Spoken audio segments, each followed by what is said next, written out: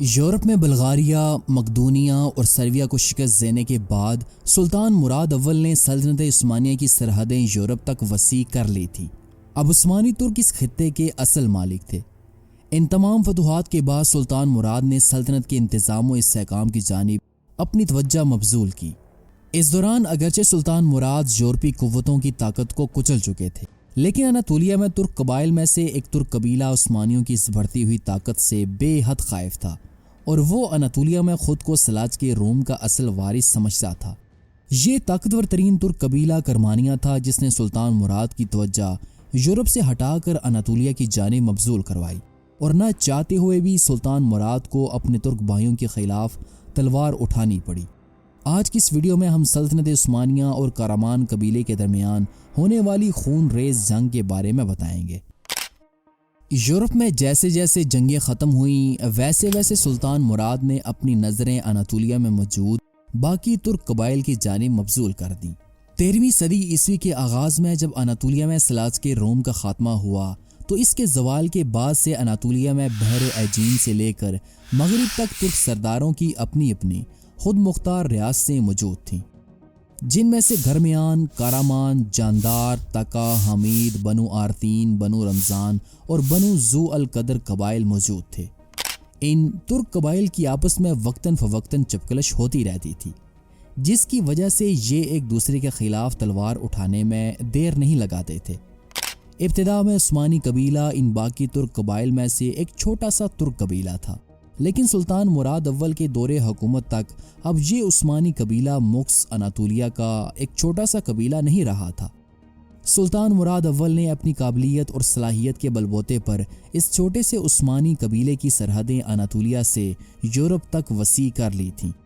اب چونکہ عثمانی یورپ کے وسیع و عریض خطے کے مالک بن چکے تھے، اس لیے عثمانی قبیلہ باقی ترک قبیلوں کی نسبت اس خطے کا سب سے طاقتور ترین خاندان بن چکا تھا۔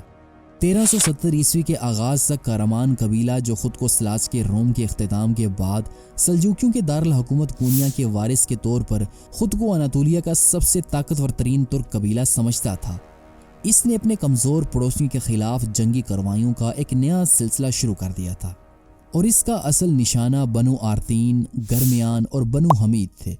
کرمانیوں کی جانب سے آئے روز حملوں سے تنگ آ کر گرمیان قبیلے کے سردار سلیمان شاہ نے سوچا کہ اسے عثمانیوں کے ساتھ اتحاد قائم کر کے خود کو کرمانیوں کے حملوں سے بچا لینا چاہیے، کیونکہ عثمانیوں کا مستقبل روشن تھا اور وہ اس خطے کا سب سے طاقتور ترین ترک قبیلہ تھا۔ سلیمان شاہ نے اپنی بیٹی عروس کا نکاح سلطان مراد اول کے بیٹے شہزادے بایزید سے کرنے کا فیصلہ کیا۔ سلیمان شاہ نے قیمتی تحائف کے ساتھ نکاح کا یہ پیغام سلطنت عثمانیہ کے دارالحکومت ادرنہ روانہ کیا۔ گرمیان قبیلے کے سردار نے جہیز میں اپنی سلطنت کا ایک مضبوط اور بڑا قلعہ کوتاہیہ، جو اپنی وسعت کے اعتبار سے کمال مہارت رکھتا تھا، اور اس کے ساتھ ساتھ 3 مزید شہر جہیز کے طور پر شہزادے بایزید کو دینے کا فیصلہ کیا۔ سلطان مراد اول نے اس تجویز کو پسند کیا، اور انہوں نے اپنے بیٹے شہزادے بایزید کا نکاح امیر گرمیان کی بیٹی سے کرنے کا فیصلہ کیا۔ چنانچہ 778 ہجری بمطابق 1378 عیسوی میں عثمانی شہزادے بایزید اور گرمیان قبیلے کی شہزادی عروس کا نکاح کر دیا گیا۔ عروس کو ریاست گرمیان کا بڑا حصہ اور قلعہ کوتاہیہ، جو اپنے مقام کے لحاظ سے بہت اہمیت رکھتا تھا، جہیز میں ملا، اور یہ علاقہ سلطنت عثمانیہ میں شامل کر لیا گیا۔ شادی کی تقریب بورسا میں بڑی دھوم دھام سے منائی گئی۔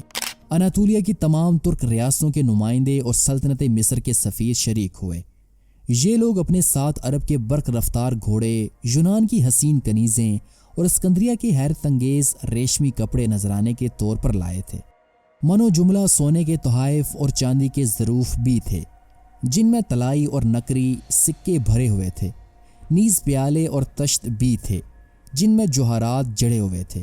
یہ تمام چیزیں سلطان مراد نے اپنے مہمانوں میں تقسیم کر دیں، لیکن جب عروس نے گرمیان کے قلعوں کی کنجیاں پیش کیں تو سلطان نے انہیں اپنے ہی پاس رکھا۔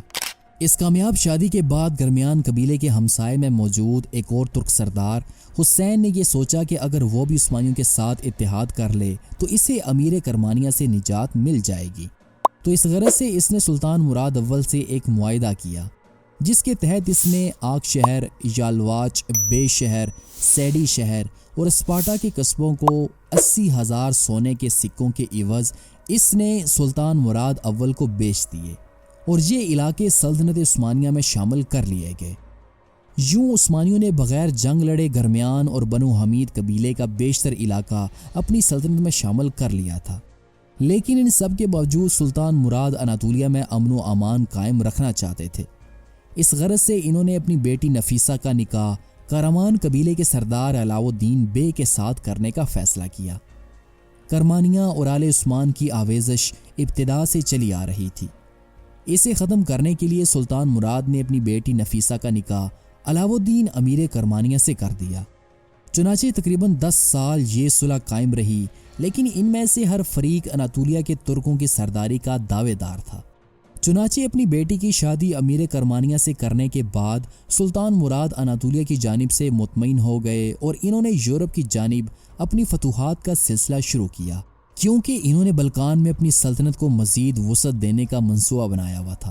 سلطان مراد اپنی فوج کے ساتھ واپس دارالحکومت ادرنے شہر چلے گئے، جہاں سلطان مراد نے بازنطینی شہنشاہ مینویل دوم کی بغاوت کو کچلنے کے لیے ایک فوج اپنے وزیر جاندارلی حلیل پاشا کی کمان میں 1383 عیسوی میں روانہ کی، اور ایک طویل محاصرے کے بعد 1387 عیسوی میں عثمانی وزیر جاندارلی حلیل پاشا نے تھیسا لونیکی شہر پر قبضہ کر کے اسے عثمانی سلطنت میں شامل کر لیا، اور یوں بازنطینی سلطنت ایک اور اہم ترین شہر سے محروم ہو گئی۔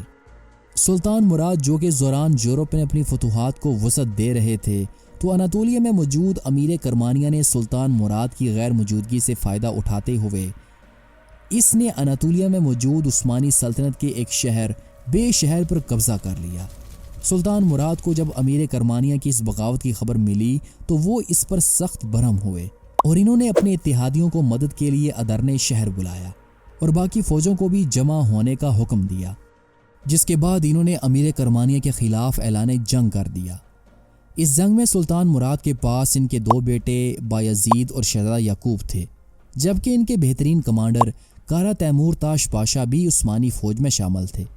قسطنطنیہ سے شہنشاہ جان پنجم کی قیادت میں ایک فوجی دستہ اور سرویا کے شہنشاہ لازار کی کمان میں بھی ایک فوجی دستہ سلطان مراد کی مدد کے لیے ادرنے شہر پہنچ چکا تھا۔ یوں اب سلطان مراد کے پاس ایک زبردست اور عظیم فوج تھی، جس کی تعداد تقریباً 40 سے 70 ہزار کے لگ بھگ تھی۔ سلطان مراد اپنی اس فوج اور اتحادیوں کے ساتھ جلد پرانے دارالحکومت بورسا شہر جا پہنچے، جہاں انہوں نے موسم سرما گزارا، اور اس کے بعد انہوں نے 1387 عیسوی کے موسم بہار میں امیر کرمانیہ کو شکست دینے کے لیے اپنی فوج کے ساتھ بورسا شہر سے نکلے، اور کونیا کے قریب ایک میدان میں دونوں ترک فوجیں آمنے سامنے ہوئیں۔ جنگ کے میدان میں عثمانی فوج کے مرکز میں سلطان مراد اپنے ذاتی محافظوں کے ساتھ موجود تھے۔ لشکر کے دائیں جانب شہزادہ یعقوب کے پاس گھڑسوار دستے کی کمان تھی، جبکہ لشکر کے بائیں جانب شہزادہ بایزید گھڑسوار دستے کا سربراہ تھا۔ لشکر کے دائیں جانب بازنطینی پیدل نیزہ باز اور مغرب میں سربیائی پیدل نیزہ باز دستے موجود تھے، جبکہ عثمانی لشکر کے سامنے یعنی کہ فرنٹ پر عثمانی کمانڈر تیمور تاش پاشا پیدل دستوں کے ساتھ کھڑے تھے۔ ادھر کرمانی فوج کے مرکز میں علاؤ الدین بے اپنی فوج کے ساتھ موجود تھے۔ اس جنگ میں کرمانی فوج کی تعداد تقریباً 20,000 بتائی جاتی ہے۔ جیسے ہی جنگ کی شروعات ہوئی تو عثمانی فوج نے کرمانیوں پر تابڑ توڑ حملے کیے۔ یہ حملے اس قدر شدید اور تیز تھے کہ چند ہی منٹوں میں کرمانی فوج کا ہر اول دستہ عثمانی فوج کے حملے سے مارا گیا، اور کرمانی فوج کی صفیں بے ترتیب ہو گئیں، جس کے بعد کرمانی فوج میدان جنگ سے بھاگ کھڑی ہوئی، جبکہ کرمانی سردار علاؤ الدین بڑی مشکل سے جان بچا کر کونیا شہر میں داخل ہوا، لیکن عثمانی فوج نے اس کا پیچھا کرتے ہوئے اس شہر کا محاصرہ کر لیا، اور بیشتر دستے اس شہر میں داخل ہونے میں کامیاب بھی ہو گئے۔ قریب تھا کہ یہ عثمانی فوج باغی عثمانی داماد کا کام تمام کر دیتی کہ علاؤ الدین نے عقلمندی سے کام لیتے ہوئے اپنی بیوی جو کہ سلطان مراد اول کی بیٹی تھی کو بات چیت کے لیے اپنے والد مراد اول کے پاس بھیجا۔ سلطان مراد اگر چاہتے تو علاؤ الدین کو قتل کر کے اس کی ریاست پر قابض ہو جاتے، لیکن اپنی بیٹی نفیسہ کی التجاؤں سے متاثر ہو کر انہوں نے علاؤ الدین کا قصور معاف کر دیا اور اس کی ریاست پھر اسے بخش دی۔ علاؤ الدین نے سلطان مراد کو اپنا آقا تسلیم کر لیا۔ اسی جنگ میں شہزادے بایزید نے اپنے حملوں کی حیرت انگیز سرعت اور شدت کی بنا پر جلدرم یعنی کہ بجلی کا لقب حاصل کیا تھا۔ اس فتح کے بعد سلطان مراد واپس پورسا شہر چلے گئے۔ اب ان کی خواہش تھی کہ بقیہ عمر آرام اور یاد الہی میں گزار دیں۔ چنانچہ اسی وجہ سے انہوں نے ریاست تقا پر حملہ کر کے اسے اپنی سلطنت میں شامل کرنے سے انکار کر دیا تھا، اور جس فوجی افسر نے یہ تجویز پیش کی تھی اسے یہ جواب دیا کہ امیر تقا بہت غریب اور کمزور ہے، مجھے اس سے جنگ کرنے میں شرم آنی چاہیے، شیر مکھیوں کا شکار نہیں کرتا۔ لیکن بہت جلد اس بوڑھے شیر کو دوسرے شیروں کے مقابلے کے لیے اپنی آرام گاہ سے نکلنا پڑا۔ انشاءاللہ سلطان مراد سیریز کی اگلی ویڈیو سلطان مراد کی زندگی پر آخری ویڈیو ہوگی، جس میں ہم بلقان میں پھیلنے والی ان جنگوں کا جائزہ لیں گے، جس کے نتیجے میں یورپ کی تاریخ میں عثمانیوں اور اہل یورپ کے درمیان پہلی بڑی اور تاریخی جنگ کوسوو مارزے وجود میں آئی، اور جس جنگ کے اختتام پر عظیم عثمانی سلطان مراد اول کو شہادت کا جام پینا پڑا۔ انشاءاللہ ہم آگے بھی عثمانی سلطنت پر ویڈیوز اپلوڈ کرتے رہیں گے، اس لیے آپ ہمارے چینل کو سبسکرائب کرنا نہ بھولیے گا۔